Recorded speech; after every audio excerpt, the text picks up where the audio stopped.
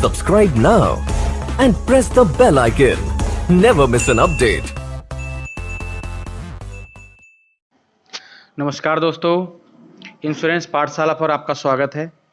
आज हम बात करने जा रहे हैं new children money back plan तालिका 932 पर, जो कि बच्चों के लिए डिज़ाइन किया गया है। तो दोस्तों बात करते हैं इस प्लान पर आज।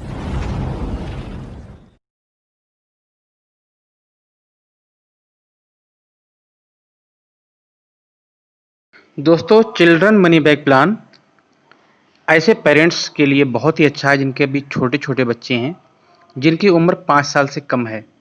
वैसे तो दोस्तों इसकी जो एलिजिबिलिटी क्राइटेरिया है वो 0 वर्ष से लेकर के और 12 वर्ष तक के बच्चों के लिए है, लेकिन छोटे बच्चों पर चूँकि टर्म ठीक मिल जाता तो वहाँ पर प्रीमियम भी बहुत ज़्यादा नहीं आती है और रिटर्न भी बहुत ही अच्छा हो जाता है। तो दोस्तों इस प्लान में बच्चे के फ्यूचर के लिए, उसका एजुकेशन की प्लानिंग या उसके भविष्य की बाकी की ज़रूरतों के लिए इस प्लान को हम सजेस्ट कर सकते हैं और ग्राहकों के लिए बहुत ही उपयोगी हो सकता है। तो दोस्तों उम्र की बात करें कि किन बच्चों को ये प्लान मिल जाएगा। ज़्यादातर बच्चों के लिए आपको पता है कि 90 दिन का पीरियड माना गया है कि 90 दिन से कम के बच्चे को प्लान नहीं मिलेगा। लेकिन दोस्तों ये चिल्ड्रन मनी बैक प्लान तालिका 932 ये बच्चे को 0 साल से लेकर के और 12 साल तक की उम्र तक मिल जाएगा। यहाँ पर 90 दिन की कंडीशन लागू नहीं है। बात करते हैं इस पॉलिसी की अवधि की। तो पॉलिसी की जो अवधि है वो 25 वर्ष की उम्र पे पूरी होगी। अब ये डिपेंड करता है कि बच्चे की इस समय एज कितनी है। जैसे अगर बच्चे की एज 3 वर्ष है तो 25 में से बच्चे की एज को माइनस कर देंगे। 25 माइनस 3 22 साल का पॉलिसी टर्म रहेगा। इसी तरह से अलग अलग उम्र पर पॉलिसी की अवधि भी अलग अलग रहने वाली है। बात करते हैं इस पॉलिसी में सम एश्योर्ड की, बीमा धन की। तो ये दोस्तों 1 लाख रुपए से शुरुआत होकर के अधिकतम हम ग्राहक की ज़रूरत के हिसाब से या उसकी इनकम के हिसाब से जो भी एलिजिबिलिटी होगी उतना प्लान हम दे सकते हैं। 1 लाख से ऊपर इसको हम 10,000 के गुणांकों में दे सकते हैं। कहने का मतलब 1,10,000, 1,20,000 या 10,20,000, बीच के कोई भी नंबर हम नहीं चुन सकते। जैसे 10,25,000 का प्लान यहाँ पर नहीं होगा क्योंकि ये 10,000 के गुणांकों में नहीं है। अब बात करते हैं बेनिफिट्स की। दोस्तों इस प्लान में मनी बैक का विकल्प भी उपलब्ध है। जब बच्चे की उम्र 18 वर्ष होगी तो वहाँ पर बीमा धन का 20% वापस हो जाएगा। इसी तरह से ठीक 2 वर्ष के बाद जब बच्चे की आयु 20 वर्ष होगी तो फिर 20% बीमा धन की वापसी हो जाएगी। 22 वर्ष की आयु पर फिर से 20% बीमा धन की वापसी हो जाएगी। और दोस्तों इसके 3 वर्ष बाद जब बच्चे की आयु 25 वर्ष होगी तो वहाँ पर पूर्ण अवधि दावे का भुगतान कर दिया जाएगा। अब ये एसबी पेमेंट में एक और चीज़ जोड़ दी गई है। अगर प्रपोजर या बीमा धारक ये चाहता है कि पॉलिसी के जो एसबी पेमेंट है, जो मनी बैक की धनराशि है, उसको उस समय ना लेकर के वो आगे के लिए पोस्टपोन कर सकता है, जिसे डिफर कहते हैं। तो इसका विकल्प का भी चुनाव वो कर सकता है रिटर्न में एक एप्लीकेशन दे करके, और उसको आगे के लिए पोस्टपोन किया जा सकता है। 18 वर्ष वाला जैसे मान लीजिए मिलने वाला जो एसबी पेमेंट है वो उस समय लेने की उसको ज़रूरत नहीं है, तो वो उसको 2 वर्ष के बाद या 3 वर्ष के बाद या अगले आने वाले 25 वर्ष की आयु जहाँ पर पूरी होती है मैच्योरिटी तक उसको डिफर कर सकता है। तो ये एक अनूठा विकल्प इस प्लान में उपलब्ध है। इसी अब मैच्योरिटी की बात करते हैं। मैच्योरिटी के समय जो मनी बैक 3 बार 20% भुगतान कर दिया गया है, जो कि टोटल 60% हो जाता है। ये 60% की धनराशि इसमें से सम एश्योर्ड में से डिडक्ट हो जाएगी, माइनस हो जाएगी। तो मैच्योरिटी सम एश्योर्ड जो होगा वो बीमा धन का 40% होगा। बोनस पूरे बीमा धन पर लगेगा और फाइनल एडिशनल बोनस भी पूरे बीमा धन पर लगेगा। तो इस तरीके से मैच्योरिटी पर बीमा धन का 40% प्लस बोनस और प्लस फाइनल एडिशनल बोनस, इन तीनों चीज़ों का योग जो भी बनेगा उसका भुगतान कर दिया जाएगा। दूसरा दोस्तों इस प्लान में premium waiver benefit rider available है। पिता की जो कि पॉलिसी की सिक्योरिटी की गारंटी देता है। प्रीमियम वेवर बेनिफिट पर हमने अलग भी बात की है, एक वीडियो हमने बना करके पहले ही डाला हुआ है, आप चाहें तो उसको भी जा करके देख सकते हैं। दूसरा मित्रों इसमें मैच्योरिटी सेटलमेंट ऑप्शन और डेथ क्लेम सेटलमेंट ऑप्शन का चुनाव भी अवेलेबल है। ये पॉलिसी धारक इस प्लान में पॉलिसी अवधि के दौरान कभी भी चुनाव कर सकता है। अब बात करते हैं दोस्तों, चूँकि ये चिल्ड्रन मनी बैक प्लान है, बच्चों के लिए है, तो इसमें रिस्क कवर भी उसी हिसाब से लागू होता है। तो बच्चे का जो रिस्क कवर है उसके लिए बहुत ही ध्यान देने की ज़रूरत है आपको। ये इसमें कंडीशन क्या है कि या तो पॉलिसी 2 वर्ष पूरी चल जाए, 2 वर्ष पूरे पॉलिसी की डेट ऑफ कमेंसमेंट से 2 वर्ष पूरी होने के ठीक 1 दिन पहले से बीमा कवर शुरू होगा। दूसरी, या पॉलिसी के दौरान या पॉलिसी धारक की आयु जो है, बच्चे की आयु 8 वर्ष हो जाए। अब इनमें से जो कंडीशन पहले होगी वहां पर इसका रिस्क कवर शुरू होगा। उदाहरण से समझते हैं, एक बच्चे की आयु अभी 1 वर्ष है और उसने इस प्लान का, उसके प्रस्तावक ने, उसके पिता ने इस प्लान को उस बच्चे के लिए लिया।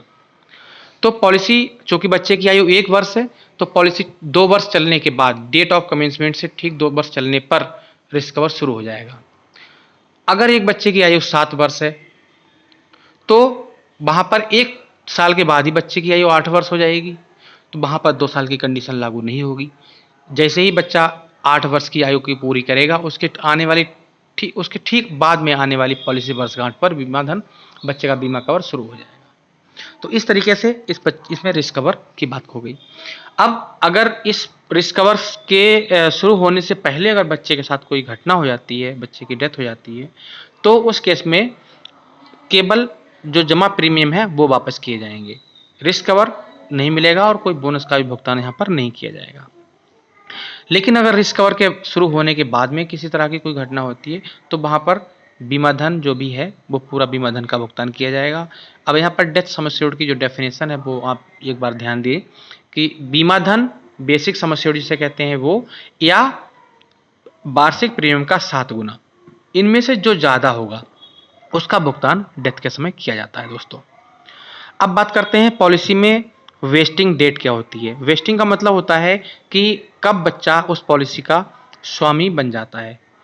जब तक बच्चा बालिग यानी 18 वर्ष का नहीं हो जाता, तब तक उस पॉलिसी से संबंधित सारे निर्णय उसके जो प्रस्तावक जिसने पॉलिसी क्रय की थी अपने बच्चे के लिए, वो उसके द्वारा लिए जाएंगे।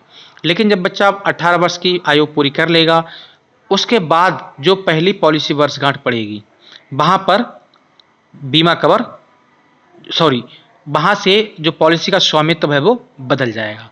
अब 18 वर्ष की आयु के आगे आने वाली पॉलिसी वर्षगांठ से उसका पॉलिसी का स्वामित्व बच्चे में चला जाएगा, फिर सारे डिसीजन बच्चा लेगा। दोस्तों यहाँ पर एक चीज़ और ध्यान देने की बात है कि बच्चों की पॉलिसी में नॉमिनेशन नहीं होता है, क्योंकि प्रस्तावक की पॉलिसी में शुरुआत में सारे ही उसके हित उसी में निहित रहते हैं।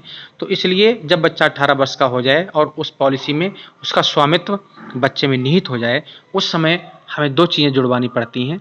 एक तो उसका नॉमिनेशन कराना पड़ता है दोस्तों, राइडर्स इसमें जुड़वाने पड़ेंगे। एक तो राइडर है ADB जिसे एक्सीडेंटल डेथ बेनिफिट राइडर कहते हैं। दूसरा राइडर होता है ADDB जिसे accidental death and disability rider कहते हैं। इन दोनों राइडरों में से कोई एक राइडर हमें बाद में जुड़वाना होता है। बात कर लेते हैं ग्रेस पीरियड की। तो ग्रेस पीरियड की डेफिनेशन में 1 फरवरी 2020 से बदलाव हुआ है।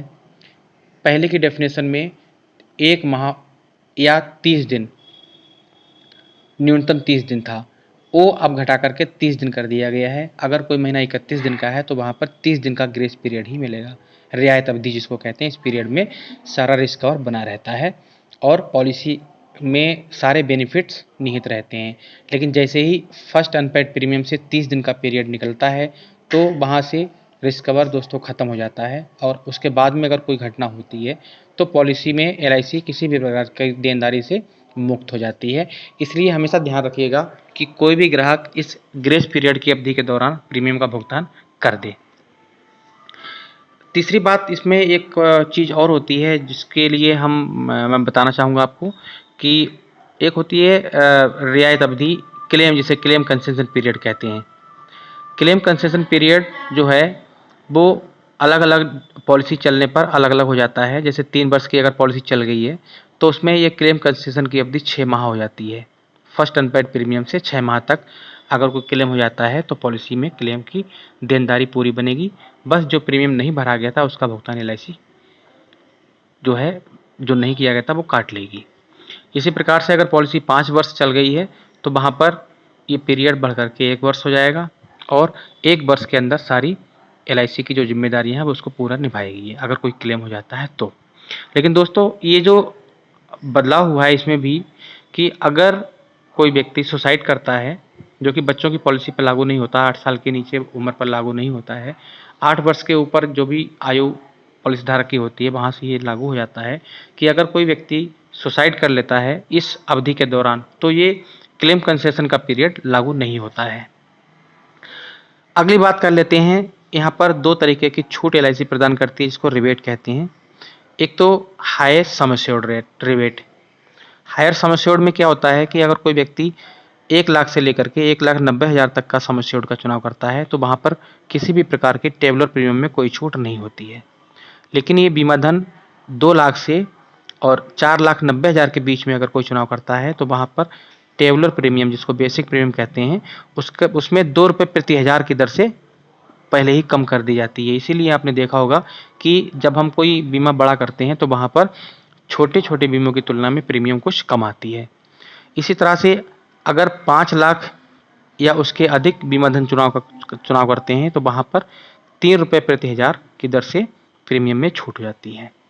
दूसरा होता है प्रीमियम पेइंग जो मोड होता है उस पर भी रिबेट LIC पे करती है। अगर कोई वार्षिक मोड का चुनाव करता है तो वहाँ पर टेबुलर प्रीमियम का 2% प्रीमियम कम हो जाती है। हाफ ईयरली मोड में अगर कोई चुनाव करता है तो 1% प्रीमियम टेबुलर प्रीमियम पर कम हो जाता है। क्वार्टरली और मंथली पे दोस्तों किसी प्रकार का कोई रिबेट नहीं दिया जाता। मंथली में हम केवल नेच के द्वारा ही प्रीमियम का चुनाव करेंगे और वहाँ पर हमें 2 महीने का प्रीमियम ग्राहक से लेना होता है। अब बात कर लेते हैं इसमें एक और सुविधा जो LIC ने दी है जिसे कहते हैं डेट पैकिंग। LIC ने बैक डेटिंग की सुविधा दी है, इस पर मैंने एक वीडियो ही बनाया हुआ है, उसके बारे में डिटेल जानकारी के लिए आप उस वीडियो को जाकर के देख सकते हैं। वित्तीय वर्ष के दौरान कोई व्यक्ति किसी भी तारीख से इसका चुनाव कर सकता है। दोस्तों 2 वर्ष की पॉलिसी चलने के बाद इसमें लोन की सुविधा है जो कि प्रस्तावक ले सकता है जब तक कि बच्चा वयस्क नहीं होता। प्रस्तावक अपने अकाउंट में इस पैसे को रिसीव कर सकता है और जब बच्चा वयस्क हो जाएगा उसके बाद ये सारे बेनिफिट बच्चे को जाएंगे। रिवाइवल की अवधि में बदलाव किया गया है। रिवाइवल फर्स्ट अनपेड प्रीमियम से 5 वर्ष के अंदर पॉलिसी को पुनः चालू किया जा सकता है। प्रीमियम वेवर बेनिफिट का लाभ अगर आप कस्टमर को देते हैं तो उस पर भी मेडिकल में छूट जो कि पहले नहीं हुआ करती थी, अब प्रीमियम वेवर बेनिफिट देने पर फॉर्म नंबर 300 भरते हैं और साथ में मेडिकल की ज़रूरत उस सीमा तक नहीं होती जहाँ तक कि हम उसको बीमा ग्राहक को दे सकते हैं प्रस्तावक की एज के अनुसार। तो इस प्रकार से दोस्तों इस प्लान को हमने समझा। अब हम कैलकुलेटर पर आकर के इस प्लान का प्रेजेंटेशन देखते हैं। अभी मैंने ऑल इन वन पर ये प्रीमियम कैलकुलेटर निकाल लिया है। उसका नाम टाइप कर देंगे आर राजू समझ लीजिए बच्चे का नाम। बच्चे की आयु दोस्तों पिछले जन्मदिन पर निकालेंगे। 1 साल 11 माह 29 दिन तक बच्चा 1 साल का ही माना जाएगा। इसी तरह से बच्चे की आयु 0 वर्ष रहेगी जब तक कि वो पूरा 1 साल कंप्लीट नहीं कर लेगा। जब तक अगला जन्मदिन नहीं मना लेता है तब तक उसके पिछले वाले जन्मदिन की आयु की गणना ही करेंगे हम। तो अगर एक बच्चा 1 वर्ष और 11 माह का है तो हम उसको 1 वर्ष ही मानेंगे। बीमा धन मान लीजिए 5 लाख रुपए का दे रहे हैं हम ग्राहक को। वेवर बेनिफिट का चुनाव जैसा कि मैंने बताया था जरूर करना है बच्चे की पॉलिसी में। जब भी हम प्लान दें तो कोशिश करिएगा और अगर कोई ग्राहक इस प्लान को सुन रहा है तो वो पॉलिसी जब भी क्रय करे तो प्रीमियम वेवर बेनिफिट जरूर ले ले। अगर प्रस्तावक की आयु 32 वर्ष की है और इसमें हम टिक करेंगे कितना अमाउंट जमा हो रहा है और मैच्योरिटी कितनी ग्राहक को मिलेगी, हम कैलकुलेट कर लेते हैं। ये दोस्तों आ गया। देखिए 1 साल की आयु है बच्चे की। टर्म अपने आप उठा लेगा 24 वर्ष का जो कि मैंने पहले बताया था। 25 में से आयु घटा देंगे तो टर्म आ जाएगा। सम एश्योर्ड 5 लाख रुपए। प्रीमियम वेवर बेनिफिट मैंने दे दिया इसलिए यहाँ पर एस आ गया है। प्रपोजर की एज 32 साल आ गई। ईयरली प्रीमियम आ गई 23,037 रुपये। Half yearly 11,650। क्वार्टरली और मंथली दोनों प्रीमियम आ गए। दोस्तों सेकेंड ईयर थोड़ी सी प्रीमियम घट जाती है क्योंकि GST के रेट आधे हो जाते हैं, इसलिए अगले साल से थोड़ी सी किस्त कम जाएगी। अब इस प्लान में टोटल अमाउंट जो है पूरी अवधि में जमा होगा वो 5,41,480 रुपये जमा होगा। जो SP पेमेंट के विकल्प हैं जो कि 18 वर्ष पूरे होने से शुरू हो जाते हैं जैसे ही बच्चे की उम्र 18 वर्ष की होगी, 1 लाख रुपये, चूँकि बीमा धन 5 लाख का था तो उसका 20% धनराशि 1 लाख होती है, 1 लाख का भुगतान कर दिया जाएगा। 20 वर्ष की आयु पर फिर 1 लाख रुपये का भुगतान कर दिया जाएगा। 22 वर्ष की आयु पर फिर 1 लाख रुपये का भुगतान कर दिया जाएगा। इस प्रकार से 3 बार ये भुगतान किया जाएगा। जैसा कि मैं पहले बता चुका हूँ कि इन भुगतानों को अगर कोई प्राप्त करने का इच्छुक नहीं है ग्राहक, तो वो इस धनराशि को आगे के लिए भी पोस्टपोन कर सकता है। एक रेटल में एप्लीकेशन ब्रांच में जमा करेगा और वो आगे के लिए शिफ्ट हो जाएगी। इस पर इंटरेस्ट भी LIC पे करेगी। जितने दिन के बाद वो इस धनराशि को लेगा, बीच में कभी भी ले सकता है, तो उतनी अवधि का उसको ब्याज भी दिया जाएगा इस धनराशि पर। अब इसमें बोनस की जो धनराशि टोटल आ रही है वो 5,76,000 रुपये आ रही है और फाइनल एडिशनल बोनस की राशि 1,75,000 रुपये। जब सब कुछ ठीक रहेगा, मैच्योरिटी का समय आएगा, तो उस समय लगभग 9,51,000 रुपये का भुगतान किया जाएगा। 3 लाख रुपये का भुगतान दोस्तों पहले किया जा चुका है। इस प्रकार से इस पॉलिसी में कुल मिलाकर के 12,51,000 का भुगतान किया जाएगा दोस्तों। अब ये बोनस की जो गणना है, इसमें कभी 1-2 रुपये ऊपर 1 आध रुपये का अंतर आ सकता है, तो उस हिसाब से इस मैच्योरिटी में थोड़ा डिफरेंस हो सकता है, लेकिन मोटा मोटी लगभग इतना रुपया इस प्लान में मिलेगा। तो आज हमने ये प्लान समझा दोस्तों। मुझे उम्मीद है आपको ये प्लान बहुत अच्छा लगा होगा। अगर पसंद आया तो लाइक ज़रूर करें और सब्सक्राइब कर लें हमारे इस चैनल को, ताकि आपको लगातार आने वाले अपडेट्स मिलते रहें। ओके दोस्तों, नमस्कार, धन्यवाद।